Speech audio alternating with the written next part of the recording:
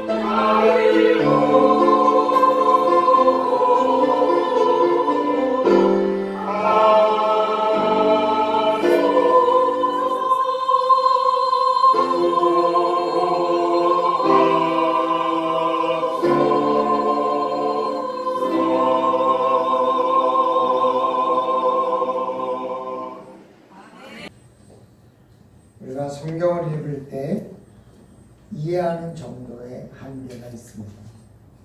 왜냐하면 성경에 나오는 단어의 정의는 사실 성경 전체에 걸쳐서 연구를 해야 되기 때문에 어떤 한 성도가 성경 본문을 읽고 그것을 정말 이해한다는 것은 쉽지 않은 일입니다. 그러다 보니까 우리 성도님들이 성경을 이해하는 그 이해의 폭이 설교자에 의해서 결정된다고도 보아집니다. 그러니까 설교자가 사실은 굉장히 중요한데 어떤 한 본문을 해석을 제한적으로 하면 우리 성도님들은 그렇게밖에 알 수 없습니다. 오늘 본문은 증인이 되라 이렇게 생각을 하니까 누구든지 이 본문을 읽을 때는 오늘 목사님이 전도를 하라 이렇게 결론을 내겠구나 이렇게 생각할지 모릅니다. 근데 그렇게 생각하면 많은 설교 연구자들이 얘기하는데 그렇게 생각되면 그 다음부터 안 듣는데요. 왜냐하면 결론이 뻔하니까. 오늘 제가 다른 말 할 테니까 좀 귀담아 들어달라 그 말씀이에요. 걱정이 태산이에요. 여러분이 또 눈은 저를 보고 있어도 마음은 집에 가 있으면 안 되니까요. 근데 하지만 오늘 본문을 어떻게 해석하느냐에 따라서 좀 다른 의미를 부여할 수 있다는 거죠. 단순하게 전도를 해야 된다 이런 의미에서 저는 보다 더 깊은 의미의 전도가 무엇인지 보다 더 깊은 의미의 증인이 무엇인지를 같이 나누고 싶은 거죠. 그러기 위해서 오늘은 세 단어에 대한 의미를 새롭게 해봐야 되는데 하나는 증인. 증인이라는 것은 무엇인가 그런 말이죠. 둘째는 능력. 능력이라는 게 도대체 뭔 능력을 얘기하는 거냐. 세 번째로는 성령. 우리가 삼위일체 성령님에 대해서 알고는 있지만 과연 이 성령님에 대해서 어떤 생각을 갖는 것이 옳으냐 하는 것이죠. 그래서 오늘 이 세 단어에 대한 정의를 좀 다른 각도에서 해보면서 우리 성도님들이 이 말씀을 보다 좀 다른 각도에서 새롭게 깨달아지는 은혜가 있으시기를 주님의 이름으로 축원합니다. 옆에 분에게 심령을 깨우기 위해서 오늘 좀 다른 말씀이래요. 이렇게 한번 얘기해 주시기 바랍니다.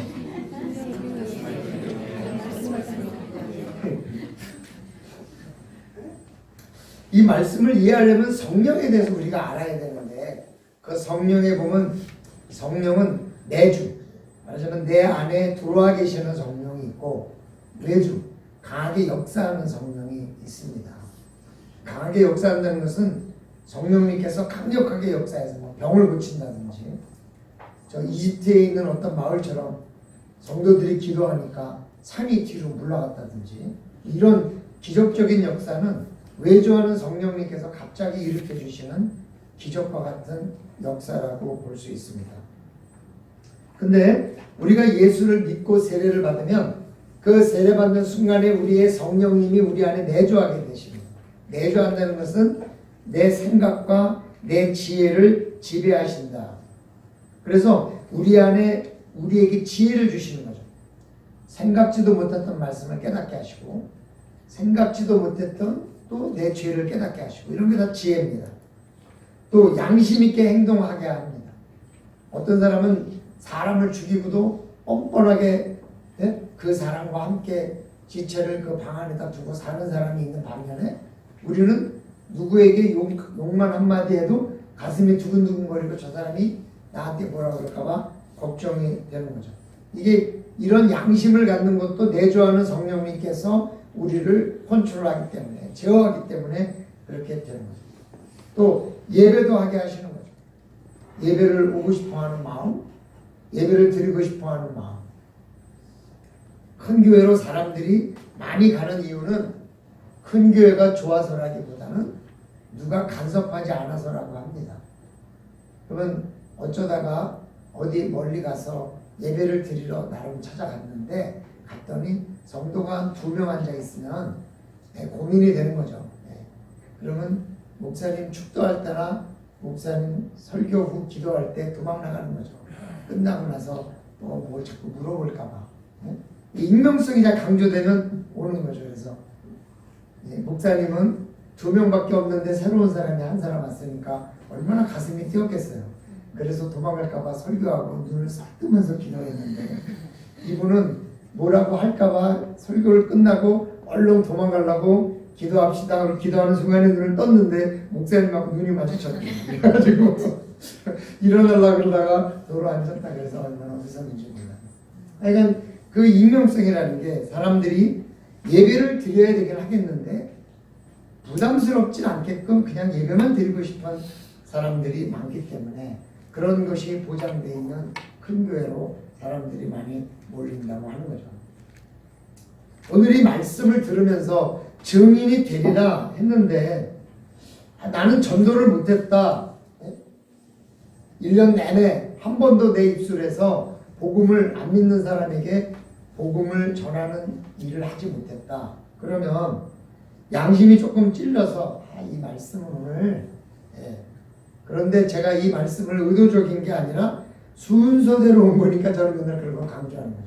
제가 누가 미워서 하는 얘기가 아니라 순서대로 왔으니까 그냥 하는 거라. 그런데 사실은 내가 전도하지 못했구나라는 그 마음 자체가 사실은 성령님께서 우리에게 주시는 하나의 도전일 수도 있지 않겠습니까? 그래서 그런 것들이 내 안에 성령이 내주하신다라는 증거라는 거죠. 그러면 이 초대교회 역사, 막 방언도 하고 병도 고치고 막 이러는 초대교회 성령의 역사가 내주하는 성령의 역사냐 외주하는 성령의 역사냐인데 오늘 이 성령님이 아직 이 일반인들에게 말하자면 내주하는 성령으로 오시지 않은 시점에서 오늘 말씀하시는 거고 그 다음에 성령의 오순절 강림이 임하고 그러고 나서 역사가 있는 거기 때문에 어떤 사람은 이게 단회적으로 처음으로 성령이 임할 때만 이런 일이 있었지 그 이후에는 임한 일이 없다 그렇게 이야기하기도 합니다. 그러나 꼭 그렇지만은 않다는 거죠. 성령의 역사가 병도 고치고 성령의 역사가 또 새로운 깨달음도 주게 되기 때문에 그런 것이죠. 그래서 그 성령님이 믿음도 주고 섬기게도 하시는 거죠. 그러니까 우리 성령님이 우리 안에 계시면 남의 것을 훔치면 부끄러워해요. 제가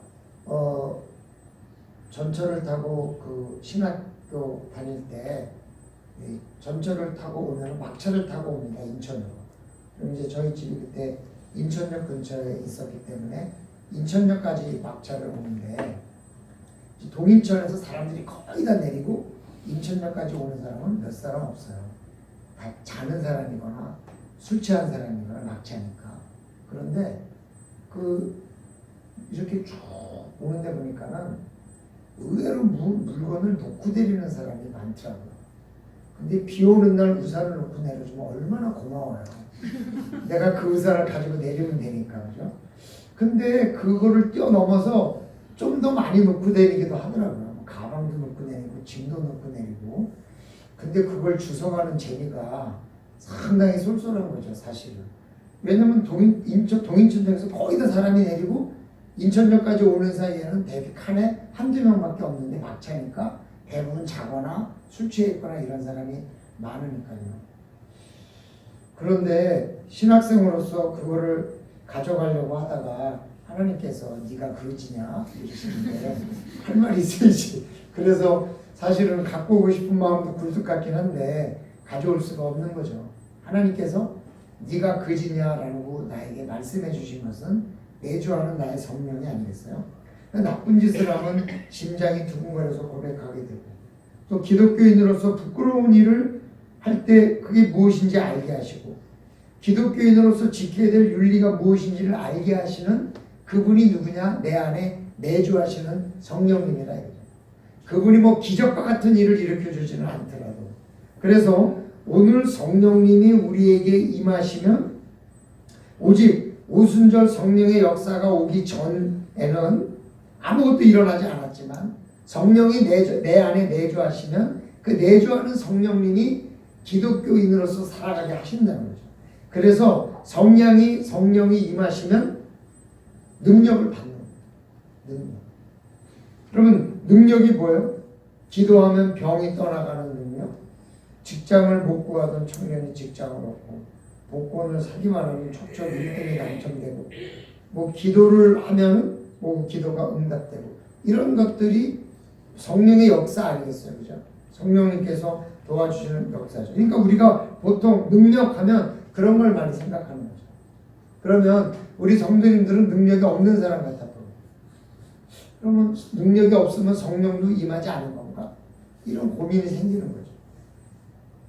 그런데 과연 그 능력이라는 게 뭐냐, 우리가 다시 한번 생각해 보자면, 이런 능력은요, 능력이 없는 것도 아니에요. 성령이 임하면 방언을 하고, 베드로나 바울은 죽은 자를 살리고 앉은 뱅을 일으키는 것을 보면 분명히 우리가 생각하는 보통 능력이 성령을 받은 결과인 것은 맞는 거죠.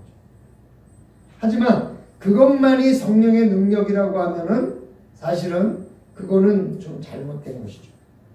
갈라디아서 5장 22절에서 23절에 보면 성령의 열매를 9가지로 얘기하고 있습니다. 기억하시죠? 사랑, 희락, 화평, 오래 참음과 자비, 양산, 충성, 온유, 절제. 그게 성령의 9가지 열매예요. 이런 것들이 성령이 임하신 결과라는 거죠. 근데 제가 한번 여쭤볼게요. 성령이 임하면 병든 자를 고쳐요. 그게 어렵겠나요? 성령이 임하면 내 안에 어떤 사랑이 생겨요. 그게 어렵겠어요. 우리 성도님들은 어떤 게 어렵다고 생각하십니까? 저는요, 기도해서 누구를 일으키는 것보다요, 내 안에 어떤 사랑이 생기는 게 훨씬 어려운 성령의 능력이라고 생각합니다. 화평을 이루려면요, 얼마나 힘들어요. 내 안에 기쁨이 넘치려면 내가 기쁨이 넘쳐야지, 기쁨이 넘쳐야지 100번 외쳐보세요. 기쁨이 넘쳐지는. 근데 어떤 날 하나님께서 은혜를 주시면 한없이 막 기쁨이 솟아나는 거예요. 알 수가 없어요. 그걸요. 어떻게 되는 건지. 여러분 한번 오래 참아보셨어요? 오래 참아보셨어요? 응? 부모가 자녀가 변하기를 오래 참아보셨어요? 그 오래 참는다는 게 하루 이틀이란 모르겠지만 1년, 2년, 10년, 20년 참는다 그러면 그거보다 더 힘든 건 없죠. 목사님들끼리 하는 말입니다. 목사님들이 제일 필요하지만 제일 어려운 게 뭐냐? 참는 거예요. 참는 거. 왜요? 성도가 안 변하니까 성도가 변하기를 기도하면서 기다리면서 참는 거죠. 이제나 변하려나 저제나 변하려나. 제가 주일학교 전도사를 하는데요. 여러분 우리 부흥경 원사님 좀 이해하실 거야. 다니면서 애가 자고 있으면 들어가서 애 옷을 입혀갖고 데리고 나와야 돼. 한 명이라도 데리고 나와야 되니까. 한 집에 애가 6인데 집에 가보면 그 애들이 다 자고 있어. 근데 그 집안에 안 나오면 어떻게 돼? 6이니까. 네? 초등학교 6학년부터 유치부까지 6이 있는데 걔네들을 다 데리고 나오려면요. 사모님하고 저하고 들어가지고 옷을 줄줄 입히고 엄마 아빠는 이미 아침에 일 나가서 없고 집이 어려우니까. 그런데 그거는 괜찮아요. 원사님 그죠? 그건 괜찮아. 근데 교사를 가서 데리고 나와야 된다고 생각을 해봐요. 교사가 안 나와가지고 교사를 가서 빵빵거리 안 나와 전화 안 나와 집에 두드리니까 그때 자는 걸 깨워갖고 교사를 태워갖고 와야 된다고 생각을 해봐요. 속이 어떻겠어요, 원사님? 애들은 괜찮아. 근데 있잖아요. 그 교사가 내가 그 교회를 사임할 때까지 똑같았어. 네?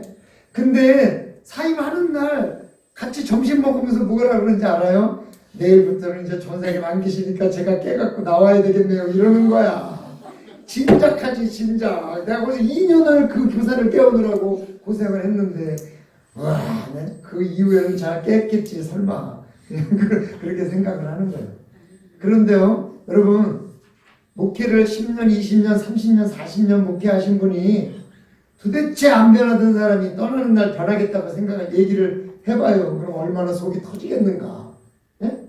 제가 한 번은 그 기도원에 이제 교회에서 갑자기 여름 수련회 강사가 벙커가 났다 그래가지고 저를 갑자기 오라 그래가지고 제가 가가지고서는 이제 여름 수련회 강사를 했어요. 느닷없이 강사를 했는데 그때 한 명이 변했대. 한 명. 네?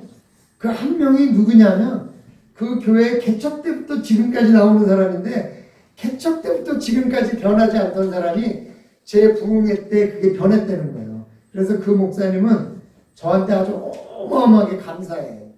예. 그래서 제 아들이 그 교회 가서 교육전사하다 지금은 딴 데로 갔잖아요. 예. 그때 부탁할 때 목사님 부탁이라면 제가 들어드려야 된대. 왜? 개척부터 지금까지 안 변하던 사람이 하나 변했으니까 얼마나 감사한 일이에요. 그죠? 이게 말해 목회자가 참는다는 건 정말 보통 일이 아니에요. 네? 그게 성령의 역사가, 성령의 열매가 되면 참아지는 거죠. 그러니까 주여 오늘 참아요. 여러분 기도해가지고 병 낫는 게 편해요. 내가 오래 참다 은퇴할 때까지 참는 게 편해요. 어느 게 더 어렵냐고요. 진짜 이 성령의 열매라는 것은 그냥 한번 내가 기도해서 뭘 낫게 하고 이런 거는 아무것도 안 해요. 그런데 성령이 내 안에 계셔서 나를 내 내면, 내 마음 속의 결단들을 변화시키는 것은 정말 어려운 거예요. 그러면요, 내면이 강해지고 오히려 그것들을 가지고 다른 사람을 섬길 수 있는 거예요. 그럼 우리가 전도할 때 여러분 한번 교회 나오세요. 그럼 나오던가요? 안 나오잖아요. 그러면 내 생각이 있어. 내 생각이 그래도 며칠쯤 가면 변하겠지라는 내 나름대로의 어떤 생각이 있어요. 그래서 그때까지는 열심히 해. 그게 1년이든 2년이든 한 달이든 일주일이든 모르겠는데 열심히 해요. 그런데 내가 계획한 그 계획의 날짜가 가서도 변하지 않으면 어떻게 돼요? 실망해. 그럼 가게 돼? 안 가게 돼? 안 가게 돼. 네? 그거를 뛰어넘어서 계속 오래 참으면서 그 사람에게 복음을 전하는 게 어려운 거죠. 그게 어떻게 가능하냐? 성령이 열리는 거예요. 내 생각에는 오늘까지야. 근데 성령이 임하면 내일도 가능해. 내 생각은 올해까지야. 근데 성령이 임하면 올해를 넘어 내년도 넘어 10년까지도 가능해요. 어떤 사람이 전도를 하다 안 돼가지고 하나님 왜 저 사람은 변하지 않습니까? 그랬더니 나는 평생을 기다려왔는데 너는 불과 며칠하고 그렇게 승질을 내냐? 그래서 잘못했습니다. 그랬대잖아요. 성령의 역사라는 것은 정말 그 내면이 변하는 것이 얼마나 중요한지 몰라요. 많은 사람들은 이기는 것만이 성령의 능력이라고 생각해요. 마치 유럽이 전 세계에 복음을 전하고, 그죠? 스페인이 남미에 복음을 전하고, 프랑스가 아프리카에 복음을 전하고, 물론 다 정복하기 위해서 했지만. 그러나요, 이스라엘이 바벨론에 져서 다 포로로 끌려간 것도 하나님의 뜻이라면 이기는 것만이 하나님의 역사하심이 아니라 지는 것도 하나님의 역사일 수도 있는 거 아니겠어요? 예수님이 이런 말씀하세요. 마태복음 26장 53절에 너는 내가 내 아버지께 구하여 지금 12군단 더 되는 천사를 보내시게 할 수 없는 줄로 아느냐? 십자가에 달리시. 그런데 내가 만약 그렇게 하면 이런 일이 있으리라 한 성경이 어떻게 이루어지겠느냐? 하나님의 뜻을 이루기 위해서 12군단이나 더 되는 천사를 부를 수 있는 예수님이 부르지 않고 어떻게 하신 거예요? 참으신 거예요. 이 성령의 역사죠. 왜? 우리를 구원하기 위해서 예수님이 십자가에 달리셔야 합니다. 이 예수님이 못하시는 게 아니라 안 하시는 것은 하나님의 뜻을 이루려 하심이라는 거죠. 성령의 능력은 행하는 것만이 뿐만이 아니라 절제하고 참는 것도 하나님의 말씀을 이루는 것이다. 그래서 저는요, 한국 교회가 기로에 서 있다고 생각하는 거예요. 왜냐하면 이 기독교 교회사 역사를 보면 모든 교회사가 성장을 하다가 어느 시점에서 꺾였습니다. 그리고 침체. 근데 그 꺾이는 점이 어떤 점이냐면 경제적인 부가 이루어졌을 때, 권력이 정점에 왔을 때 꺾이는 거예요. 왜 꺾이는가? 이걸 이해 못해서 그래요, 여러분. 이기는 것만이 하나님의 역사다. 이런 걸 생각하는 사람은 매일 이겨야만 해요. 근데 이기지 않으니까 어떻게 돼요? 하나님이 함께 하시지 않는가 보다 실망하고 좌절하는 거예요. 근데 더 이상 이기는 게 아니라 오히려 이제는 지고, 이제 오히려 참고, 이제 오히려 절제하는 것을 배워야 되는 그 시점에 그걸 배우면 계속해서 부흥이 되는데, 그걸 못하니까 어떻게 되느냐? 썩어져요. 우리나라가 그동안은 부흥을 해야 된다, 이겨야 된다 그랬어요. 그러나 교회가 커졌어요. 그래서 메가처치, 한국의 메가처치는 미국에서 엄청나게 연구했습니다.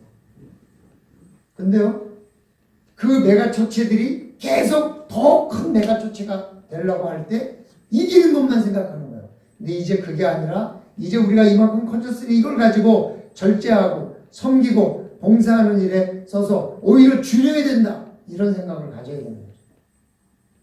근데 우리나라는 아직도 큰 교회는 더 크게 되려고, 심지어는 작은 교회까지 다 모아서 큰 교회를 만들려고 하니, 과연 하나님의 역사는 이기는 것만이 역사냐 하는 정점에 우리가 물음을 달아야 돼요. 하나님은 이기는 것만이 역사가 아니에요. 신약에 보면 신약의 모든 12사도들이 다 죽었어요. 때로는 십자가에, 때로는 유배돼서, 때로는 어떻게 죽었는지 이유는 모르지만 거의 희생적인 죽음으로 죽었지, 신약시대의 12제자 중에 부자가 되었더라 하는 말은 없어요. 오히려 부자 청년은 근심하여 돌아갔다.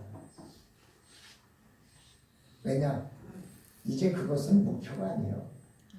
오히려 이제는 섬기고 봉사하고 하는 것이죠. 그러니까 내가 원하는 것이 아니라 할지라도 하나님이 원하시는 것이라면 이룰 수 있는 절제의 능력, 그게 필요한 시대인 거죠, 지금. 그래서 오히려 교회가 더 큰 교회가 되려고 하기보다도 정말 우리가 지역을 섬기고 뭔가 누군가를 섬기는 그런 자세를 가질 때 교회가 커지는 것보다 그것이 더 중요하다는 것을 깨닫고, 그랬을 때 교회가 커지지 않더라도 하나님의 말씀이 이루어지는 거죠. 그런 능력은 이기기 위한 능력, 이길 수 있는 능력보다 훨씬 더 위대하고 어려운 능력이라는 거죠. 내가 이기는 것보다 내가 포기하고 내가 내려놓는 능력, 그것이야말로 진짜 능력이다. 그래서 구약은 이 이기는 능력을, 신약은 절제하고 참는 능력을 가르쳐 주신 거죠. 근데도 우리는 계속해서 몸만 추구해요. 이기기 위한 것만 추구합니다. 더 커지기 위해서, 더 부자가 되기 위해서.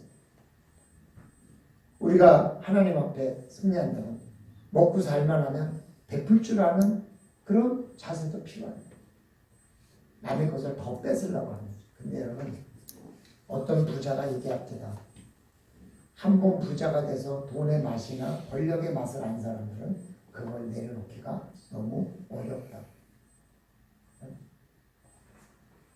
우리는 비행기 타고 다닐 때 맨날 이코노미석만 타고 가니까 그런가 보다 하죠.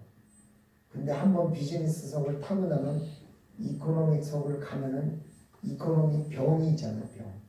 웃겨진다는 거죠. 너무 힘들어요. 차라리 계속 탈 수 없으면 안 타는 게 낫다고. 그런데 퍼스트 클래스 한번 타보세요. 그게 다시 올 수가 있겠는가? 부라는 것은, 내가 누리는 것을 줄이는 것은 정말 어려운 것이다.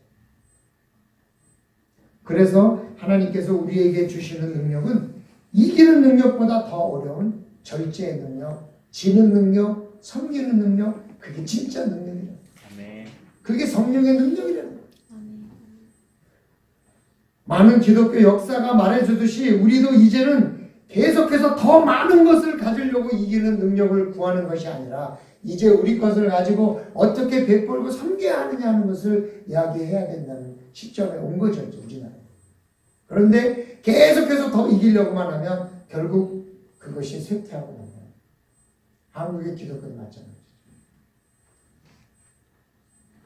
사실 우리가 이 기독교가 지금 손가락질 받는 것, 그건 왜요? 계속해서 더 많은 것을 가지려고 하기 때문에 그렇다는 것이죠. 이기는 능력으로 확장되고 지는 능력이 실패함으로써 쇠퇴하고 있는 것이 세계 기독교입니다. 그래서 영국이 기독교의 힘으로 전 세계를 정복하고 확장됐지만 그것만이 성령의 능력이라고 오해함으로써 계속 더 많은 것을 확장하자고 할 때 무너졌던 것처럼, 스페인이 그랬던 것처럼, 미국이 그랬던 것처럼 이제 우리나라도 더 많은 것을 추구하기보다 이제 보다 절제하고 베풀고 섬기는 일에 더 신경을 써요. 그래서 우리나라가 더 부흥하고 하나님 앞에 더 역사하려면 부흥이라는 관점이 더 수가 많아지고 더 큰 교회를 짓는 것이 부흥이 아니라 우리가 얼마나 하나님 말씀에 순종하는 교회가 되고 그 순종을 위해서 절제하고 참을 수 있는 능력을 가지고 있냐, 이걸 가지고 교회의 부흥이나 교회의 성공을 평가할 수 있어야 된다. 그래서 우리가 성령 충만하다는 것은 이기는 능력을 갖는 것이 아니라 참고 절제하고 지는 능력의 덕목을 더 중요한 것이라고 이해할 때 우리가 성령의 능력을 받는 사람으로서의 어떤 모습이 되어야 하는 것을 알 수 있는 것입니다. 사랑하는 성도들, 우리에게 성령이 임하고 우리가 더 많이 참고 견디고 섬기는 능력이 더욱더 충만해져서 진정으로 하나님의 말씀을 이룰 수 있는 주의 백성들로 준비되어 갈 수 있는 그런 교회가 될 수 있기를 주님의 이름으로 축원합니다. 그러면 정의를 되는 거죠. 정의는 뭐냐? 전도를 하는 것이에요. 물론 그래요. 그렇지만 그 정의의 모습도 다르게 해석할 수 있다는 거예요. 우리나라 선교 역사에서 보면 일제강점기에는 신사참배를 반대했어요. 그래서 일본에 저항하고 싶어하는 국민의 마음을 대변하고 신사참배를 거부함으로써 많은 목회자들이 생명을 잃었습니다. 물론 교회도 많이 어려움을 겪었습니다. 물론 개중에는 신사참배도 하나님이 우리에게 명령하시는 거다라고 선언해가지고 많은 목회자들이 신사참배를 하기도 한 사람도 있지만은 그러나 많은 사람들이 신실한 그리스도인이 정말 복음을 향해서 일본 억압시대의 일본에 저항하고 싶어하는 마음을 대신해서 신사참배를 거부함으로써 그들의 마음을 시원케 했죠. 전쟁 후에는 가난하고 어려운 삶의 보탬이 되고자 많은 세계의 선교사들의 도움으로 고아원을 짓고 학교를 짓고 병원을 지어서 기독교의 이미지가 좋아졌습니다. 기독교는 좋은 일 하는 거. 고아원이 돈을 벌려고 하는 것이 아니라 정말 불쌍한 자들을 돕는 것. 한국의 경제발전 시기에는 성령운동으로 지친 사람의 마음에 희망을 주고 그들을 위로해 줌으로써 선구자 역할을 했어요. 심지어는 복음성가에 할 수 있다 하시니는 그러면서 정말 할 수 있다는 그런 희망을 계속 심었어요. 그리고 그런 부흥운동들이 굉장히 많은 사람들의 위로를 줬습니다. 이제 우리는 경제발전을 이루고 국민생활이 나아진 지금 고아원을 진다 그래도 별로. 병원은 이미 너무 많아요. 누군가를 돕는다 그래도 사회복지가 얼마나 잘 돼 있는지 적은 돈 가지고도 치료를 받을 수 있습니다. 그럼 뭘 어떻게 해서 우리가 하나님의 백성으로서 하나님의 이 교회에 대한 일들을 감당해 갈 것이냐? 국민소득 3만 불 시대의 증인은 그들을 섬김으로써 위로자의 역할을 할 수 있다. 누군가를 섬김으로써 그들의 곁에 있어줌으로써 위로자의 역할을 할 수 있다는 거죠. 그들을 사랑해주고 눈물을 닦아줄 수 있다는 거죠. 그들을 품어줌으로써 따뜻함을 전해줄 수 있어야 된다는 거죠. 이게 이제 국민소득 3만 불 시대에 우리가 증인이 되는 모습입니다. 이때 증인은요, 그냥 노방전도로 뭔가 복음을 전해서 전도지 돌려서 교회를 오는 게 아니라 정말 한 사람에게 따뜻한 이웃이 됨으로써 그 사람에게 복음을 전할 수 있다는 거죠. 그러기 위해서 성령의 능력이 필요하다는 거예요. 왜? 힘든 일입니다. 우리는 성령의 능력을 받아야 됩니다. 그래서 그 성령의 능력으로 사랑이 충만해야 돼요. 사랑을 받고 사랑을 전할 수 있어야 돼요. 우리가 도움을 받고 도움을 줄 수 있어야 돼요. 위로를 받고 위로를 줄 수 있어야 돼요. 성령의 따뜻함을 가지고 사람들의 따뜻한 마음을 감당해 줘야 된다는 것. 이렇게 힘들고 어려운 시기에 이런 것을 느끼고 성령의 9가지 열매를 내 안에서 맺게 하는 거, 이게 능력이고 그게 증인이에요. 그냥 단순하게 복음을 전하는 증인이 아니라 내 삶 속에서 내 안에 하나님의 성령의 능력으로 충만해져서 이 세상 사람들이 아무리 나를 손가락질한다 할지라도 꿋꿋이 그들을 사랑해 줄 수 있는 능력, 나를 미워해도 그 사람을 사랑할 수 있는 능력. 그게 무슨 능력이에요? 원수를 사랑할 수 있을 만한 능력. 그게 성령의 능력이 가능하다.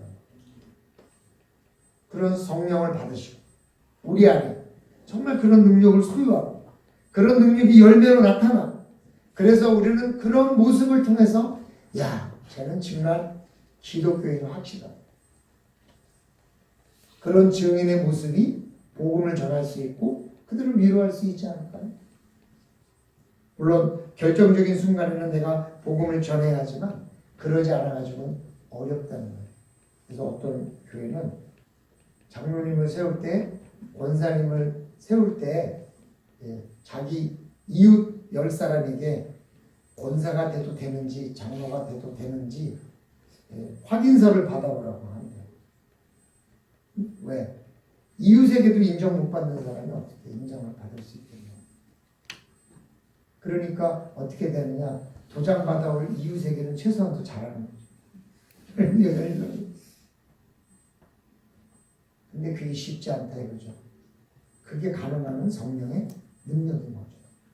그러니까 우리가 꼭 어떤 성령의 능력을 무슨 병을 고쳐 낫고 뭐 그런 것보다도 내 안에 내주하셔서 나를 든든히 내 마음을 통출하고 절제할 수 있는 능력을 가질 수 있는 그런 것들을 가짐으로써 하나님 앞에 진정한 증인의 모습을 새롭게 세워가는 그 모습이 바로 보다 성숙한 사람의 모습인 거죠. 아멘. 남편에게 인정받고 아내에게 인정받는 것, 자식에게 인정받고 부모에게 인정받는 것, 그리고 이웃에게 인정받는 것, 직장 동료에게 인정받는 것. 그것이 쉽지 않은 일이지만 성령이 임하시면 이룰 수 있는 능력을 갖게 될 줄로 믿습니다. 아멘. 그런 증인이 되시기를 주님의 이름으로 축원합니다. 아멘. 아버지 하나님 고맙습니다. 저희들에게 오늘도 증인이 되라고 말씀하여 주십니다. 직접적으로 복음을 전하는 증인이 되기에 앞서 우리의 삶을 보고 우리의 삶의 그 아름다운 모습이 그들에게 전해지고 그들에게 귀감이 되고 그들에게 도전이 되고 또한 세상 사람들이 하지 못하는 일을 할 수 있는 성령의 능력으로 인정받는 그리스도인이 되어서 과연 하나님을 믿는 사람은 다르다라는 고백을 받을 수 있는 주의 백성들이 되어지기를 원합니다. 성령 충만한 내주하는 성령에 순종할 수 있는 그 충만함이 있게 하여 주시고 그 능력으로 승리하게 도와주시옵소서. 감사드리며 예수님의 이름으로 기도드리옵나이다. 아멘.